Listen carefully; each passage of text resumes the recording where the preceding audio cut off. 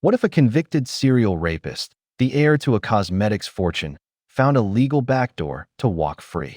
It sounds like the plot of a thriller, right? But for a few terrifying weeks in 2024, it was a very real possibility in the state of California. In the case of Andrew Luster, a name tied to wealth, privilege, and predatory violence, a shocking legal maneuver made everyone wonder if Head found a new tactic, not just for freedom, but for a kind of forgiveness the justice system never meant to grant. His parole was granted, then reversed, leaving a trail of outrage and confusion. So what's the real story behind his near release, and what does the future actually hold for him behind bars? This is the story of how a monster was made, how he was caught, and how, decades later, the very laws designed to protect us almost set him free. Before the crimes that would make his name infamous, Andrew Luster lived a life most of us could only dream of.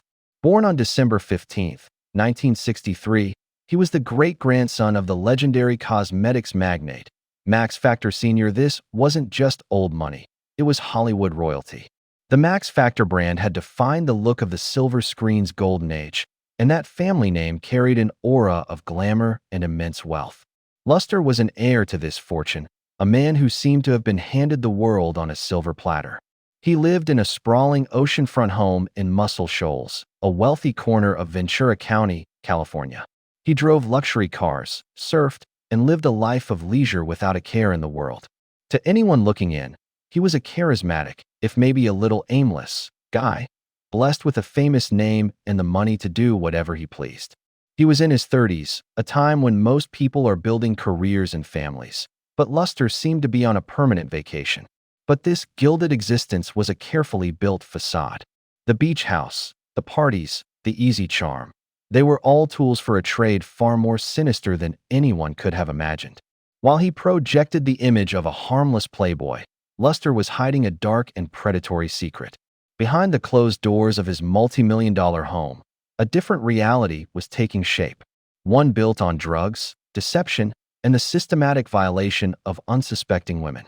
The name that once stood for beauty was about to be forever stained by acts of unimaginable ugliness. The truth started to unravel in 2000, when a local college student came forward with a horrifying story. She told police that she had been raped by Andrew Luster at his home. As investigators started digging into the life of the cosmetics heir, they uncovered a pattern of behavior that was both calculated and depraved. Luster's method was chillingly consistent. He spent his time in local bars, many of them popular with college students, using his charm and wealth to gain the trust of young women. His weapon of choice was chemical GHB, gamma-hydroxybutyrate, a substance notoriously known as a date rape drug. It's a powerful depressant that can quickly render a person unconscious, vulnerable, and with little to no memory of what happened to them. Senior Deputy District Attorney Tony Wold, the original prosecutor on the case, would later describe Luster's actions with stark clarity. By drugging his victims into a coma-like state, Andrew Luster played Russian roulette with the lives of his victims so he could abuse their comatose bodies. When police searched Luster's home, they found out just how deep his depravity went. They discovered a library of videotapes. These weren't home movies, they were trophies. The tapes showed Luster sexually assaulting unconscious women, undeniable proof of his crimes. He had been documenting his attacks. The investigation revealed that between 1996 and 2000, Luster had drugged and assaulted multiple women, using GHB to turn them into helpless objects for his own sadistic gratification. The evidence was overwhelming. Andrew Luster, the man who had everything, was charged with 86 felony counts, including poisoning, rape, and sodomy. The trial of Andrew Luster became a media spectacle.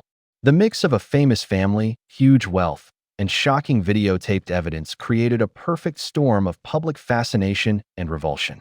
Luster was released on a staggering $1 million bail, a sum that was no problem for him to pay. He maintained his innocence, but as the trial went on and the mountain of evidence grew, the walls began to close in. The videos were shown in court.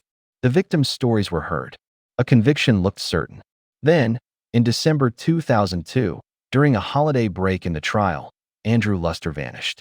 He had used his fortune one last time, not to prove his innocence in court, but to run away from it.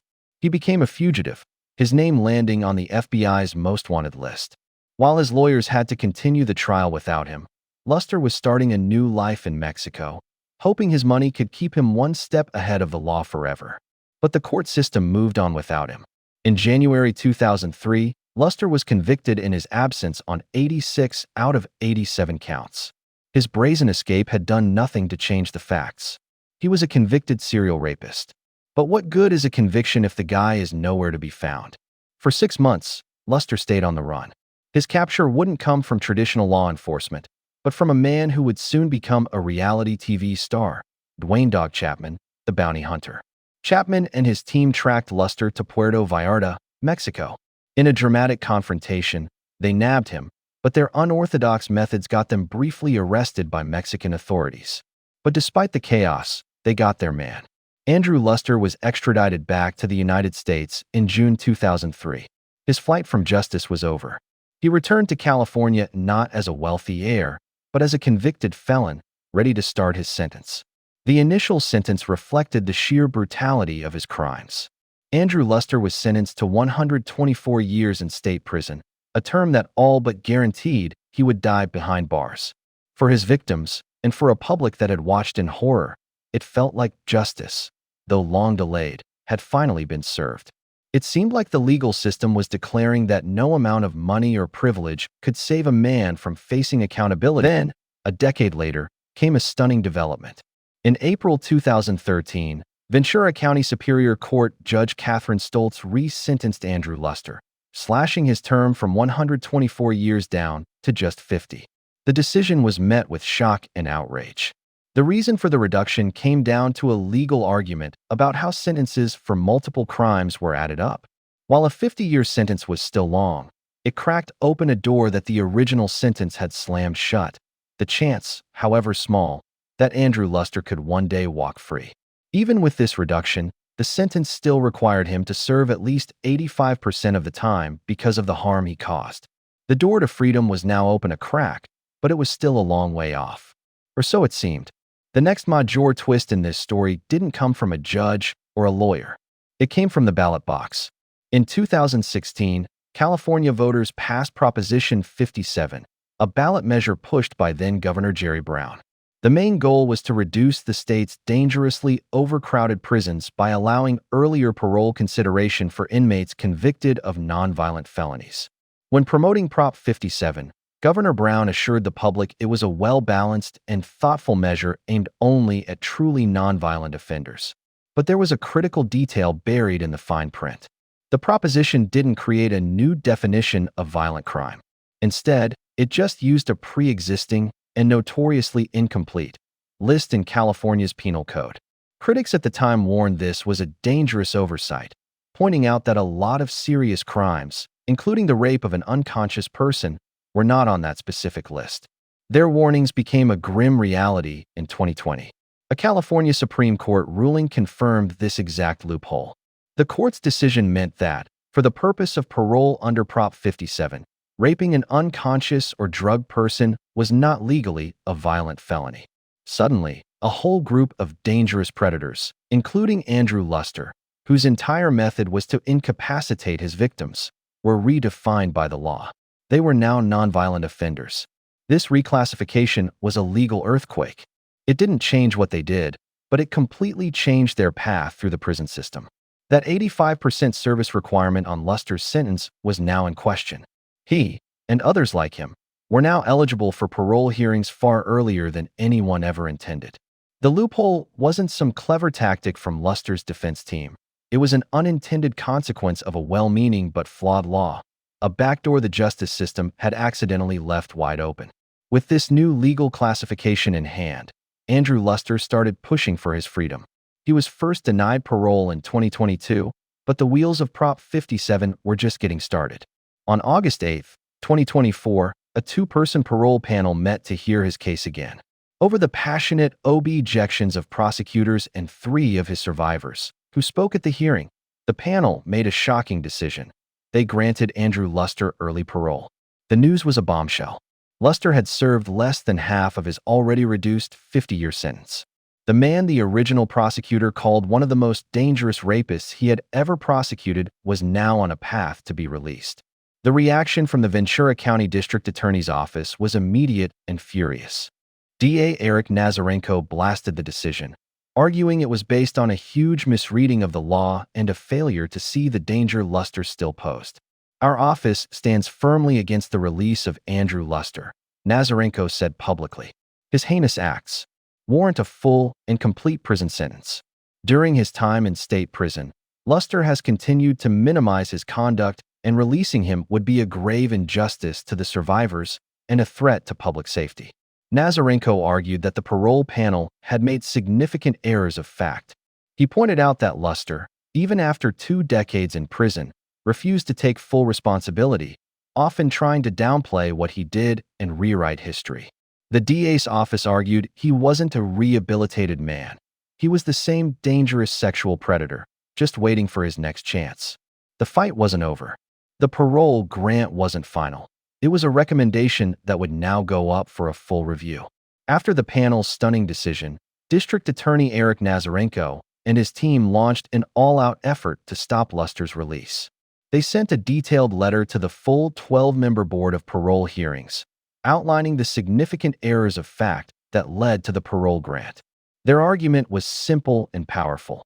The 2-person panel had failed to grasp the true nature of Luster's crimes and the ongoing risk he posed. The DA's office highlighted Luster's continued lack of remorse and his habit of minimizing his crimes.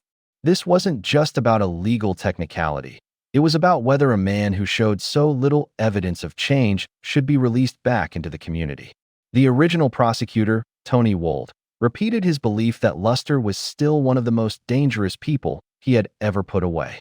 The voices of his victims, who had bravely spoken out against his release, echoed through the legal filings.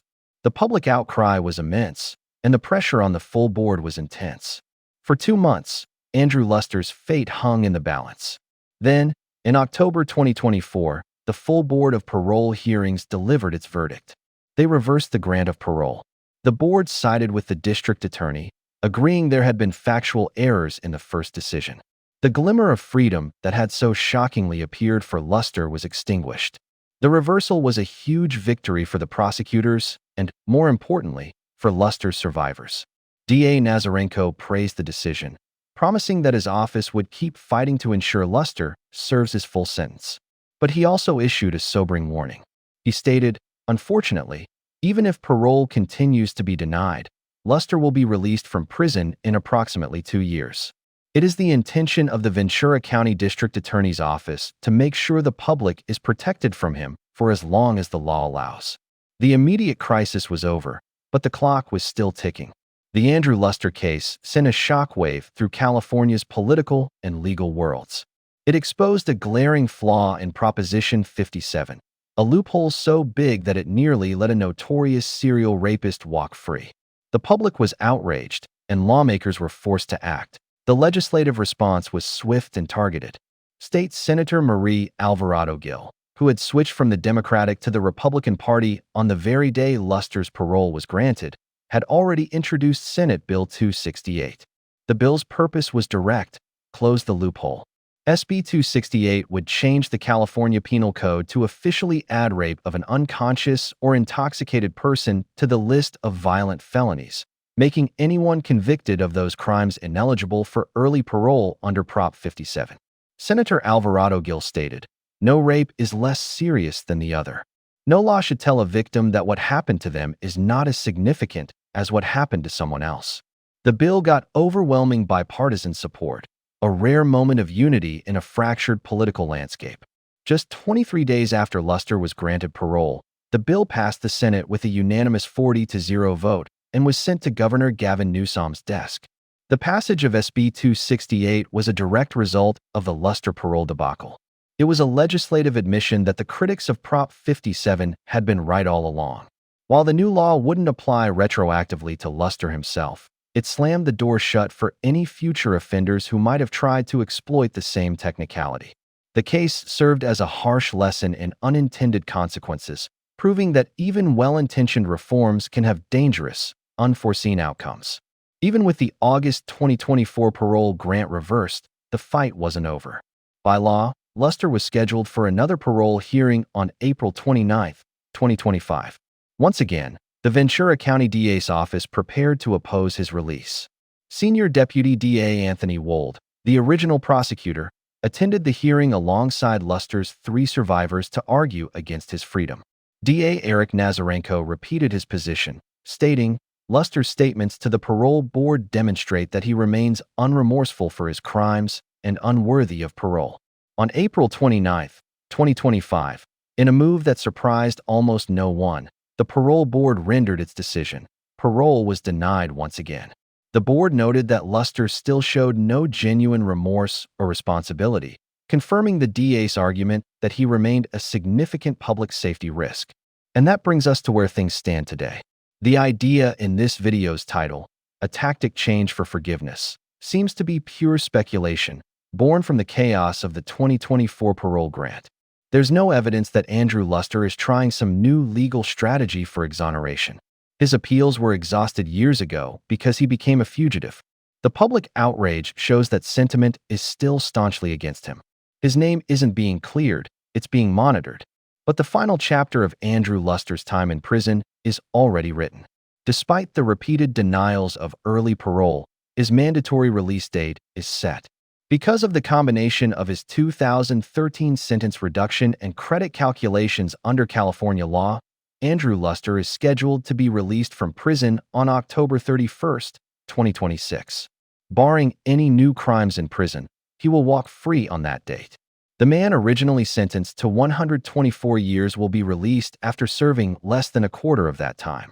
The story of Andrew Luster is a chilling journey through the darkest parts of the human mind and the most confusing corridors of our legal system. We saw a man born into incredible privilege use his power not to build, but to destroy. He drugged, violated, and recorded his victims, treating human beings as objects for his own gratification. He fled justice, believing his wealth could put him above the law, only to be captured and brought back to face the consequences. For years, a sentence of 124 years seemed to promise permanent security. But then came a sentence reduction and a voter-approved proposition that, through a technicality, relabeled his predatory violence as nonviolent.